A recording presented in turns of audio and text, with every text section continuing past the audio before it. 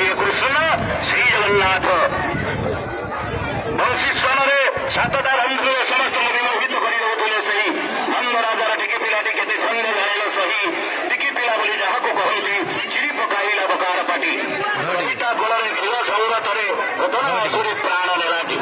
ଆମ ଅଞ୍ଚଳର ସମ୍ମାନ, ଆମ ଅଞ୍ଚଳର ସ୍ୱାଭିମାନ, ଏଠି ରଥ ଦେବତା, ଭଗତ ଦେବତା, ସନାତ ଦେବତା, ସମସ୍ତେ ଦେବତା।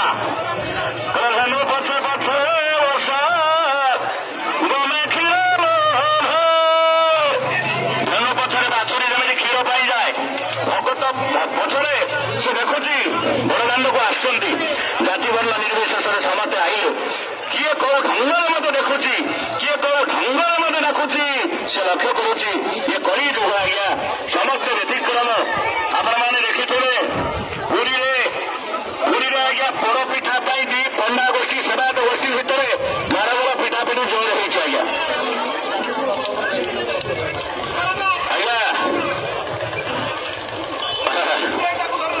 ରଥ ଉପରେ ଆଉ ବେଶୀ ଲୋକ ରୁହନ୍ତୁ ନାହିଁ ଆଜ୍ଞା, ରଥ ଉପରେ ବେଶୀ ଲୋକ ରୁହନ୍ତୁ ନାହିଁ।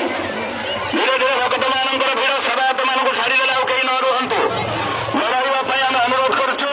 ଯେଉଁମାନେ ସେବାୟତ, ଯେଉଁମାନେ କାଳିଆର ଭକ୍ତ, ଯିଏ ପ୍ରତିବର୍ଷ ପାରମ୍ପରିକ ପ୍ରଥା ଅନୁସାରେ ଭଗବାନଙ୍କର ସେବା କରି ଆସନ୍ତି, ଯିଏ ବିଭିନ୍ନ ବାଦ୍ୟକାର, ଗାୟକ, ପଣ୍ଡା, ମହାରଣା ସେବକ ସମସ୍ତେ ତାଙ୍କୁ ଛାଡ଼ିଦେଲେ ଆଉ କେହି ଏଠି ରହିବା ଉଚିତ ନୁହେଁ ଆଜ୍ଞା।